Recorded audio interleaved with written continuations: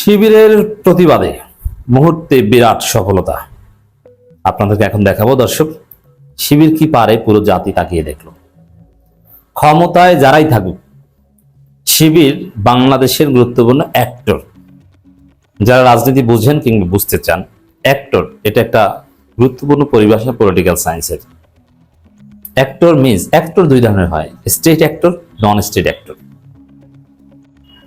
তো সেক্ষেত্রে non state actor যারা সরাসরি রাষ্ট্র না কিন্তু ইনফ্লুয়েন্সিয়াল, এবং they can do something, they can influence something, they can motivate someone, they have effectiveness, it's called actor. Shibir is an actor in Bangladesh. Shibir is factor in Bangladesh. Actor and factor দুইটাই। এর মানে বাংলাদেশের যে কোনো ঘটনায় রাষ্ট্র যখন সিদ্ধান্ত নিবে, তখন শিবির ওটার বিরোধিতা করছে কি করছে না, শিবির ওটার পক্ষে আছে কি আছে না, এটা কনসিডারেবল। যেমন আপনাদেরকে একটু স্মরণ করিয়ে দিই, হঠাৎ করে সরকার তারেক জিয়া একদম চূড়ান্ত সিদ্ধান্ত নিয়েছিল শিক্ষা প্রতিষ্ঠান বন্ধ দিয়ে দেওয়া হবে, 3 দিন বন্ধ, 3 দিন খোলা, আর বাকি 3 দিন অনলাইনে ক্লাস হবে। শিবির, একমাত্র শিবির এটা মারাত্মক বিরোধিতা করেছে যে এগুলো আমরা মানি না, অনলাইনে কোনো ক্লাস চলবে না। একটা পর্যায়ে ইনিয়ে বিনিয়ে ঘুরিয়ে ফিরিয়ে শেষ পর্যন্ত সে অনলাইন ক্লাস কিন্তু আর হয়নি। এমনকি সেই স্কুল বন্ধ, মানে 3 দিন বন্ধ থাকবে 6 দিনের মধ্যে, সেটাও কিন্তু আর হয়নি। আগে যেভাবে চলতো সেভাবেই চলছে। এটা কি জন্য জানেন? অনলি শিবিরের প্রতিবাদে। তা শিবির কি পারে দেখেছেন তো না? আমি অবশ্যই এই আলোচনায় ওটা দেখাতে চাইনি, আর একটা জিনিস দেখাবো। তার আগে মূল যে জিনিসটা দেখাবো, তার আগে একটু ডাকসু বা ঢাকা বিশ্ববিদ্যালয়ে ঘুরে আসি। এই যে ডাকসু ঢাকা বিশ্ববিদ্যালয়, ওটাকে কেন্দ্র করে এই যে শাহবাগ থানায় মব, তারেক জিয়া বিএনপির এটা মহাপরিকল্পনা ছিল। তারা ইচ্ছাকৃতভাবে মব করবে, শিবিরের সাথে পায়ে পাড়া দিয়ে ঝামেলা বাঁধাবে, তারপরে একটা পর্যায়ে হল দখল করবে, ক্যাম্পাসকে অস্থিতিশীল করে শিবিরকে পিটিয়ে, শিবিরকে মামলা দিয়ে গ্রেপ্তার করাবে, ধরবে, হামলা করে ক্যাম্পাস থেকে তাড়িয়ে দিবে, শিবির দৌড়ে পালাতে বাধ্য হবে, এরকম একটা উদ্দেশ্য ছিল। কিন্তু না, শিবির কি জিনিস বিএনপি, তারেক জিয়া, সালাউদ্দিন আহমেদ টের পেল। শিবির ভেবেছিল যেহেতু শিবির সংখ্যাগরিষ্ঠ, যেমন ঢাকা বিশ্ববিদ্যালয়ে যদি 300 জন ছাত্রদল থাকে, শিবির আছে কমপক্ষে 3000। যদি ছাত্রদল থাকে 1000, তাহলে শিবির আছে 10,000। শিবির এতটাই বড় সংগঠন ছাত্রদলের চেয়ে।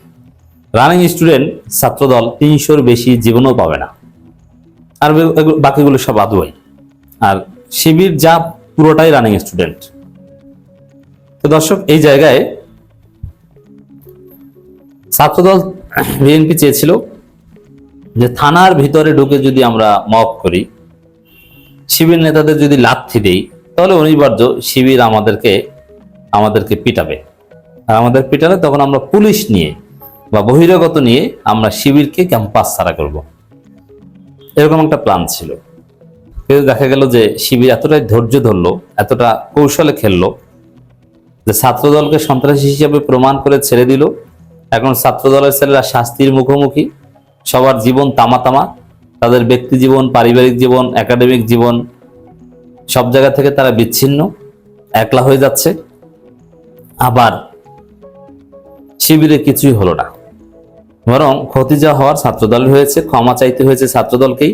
শিবিরকে কিন্তু একবার ক্ষমা চাইতে হয়নি, শিবির জাস্ট মজলুম হয়েছে। এবং আহত হয়েছে যারা এবি জুবায়ের মোসাদ্দেক, তারা কিন্তু শিবির না, এটাও মনে রাখতে হবে। ওরা ষড়যন্ত্র করতে গিয়েছে শিবিরের বিরুদ্ধে, কিন্তু মায়ের দিয়েছে এবি জুবায়ের মোসাদ্দেককে। They are not Shibir, but Shibir তাদের পক্ষে, এবং এবি জুবায়ের মোসাদ্দেকও শিবিরের পক্ষে, কিন্তু তারা শিবির না।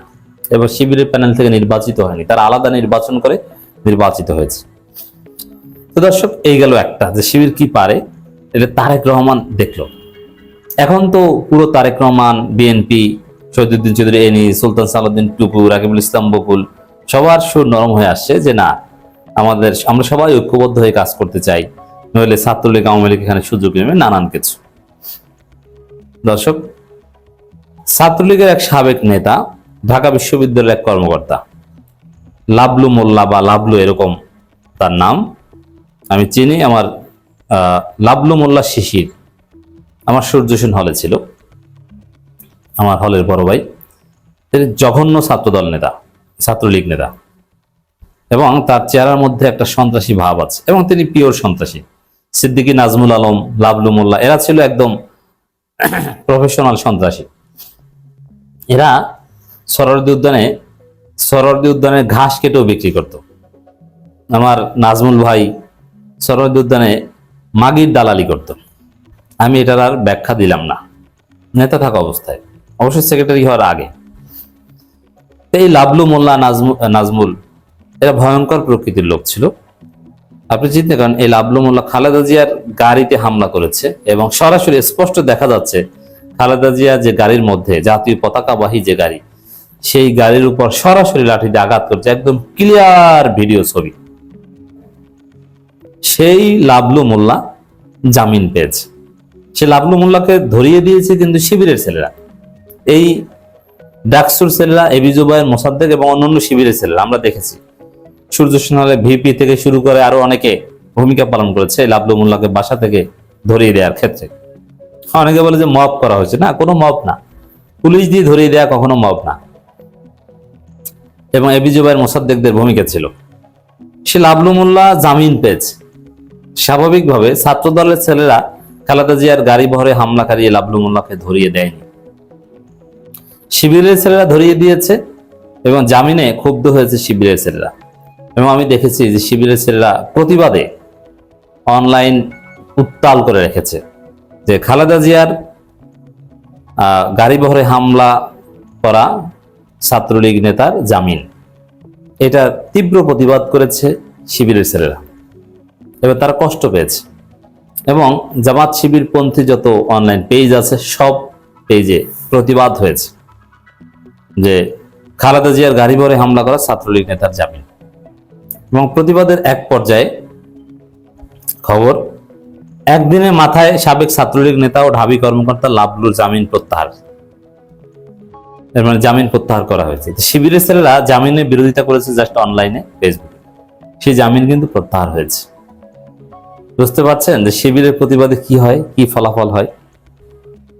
অনলি বিকজ অফ শিবিরের প্রতিবাদ লাবলু মোল্লার জামিন প্রত্যাহার, এবং লাবলু মোল্লা সম্ভবত বের হতে পারবেন না, এবং তার চাকরিও থাকবে না। আরো অনেক মামলায় তিনি ফেঁসে যাবেন, অনলি বিকজ অফ শিবির। এখানে ছাত্রদল মোটেও প্রতিবাদ করেনি। ছাত্রদলের সাথে লাবলু মোল্লার কোনো শত্রুতা নাই, যা ঘটেছে সব শিবিরের সাথে, শিবিরের ছেলেদের সাথে।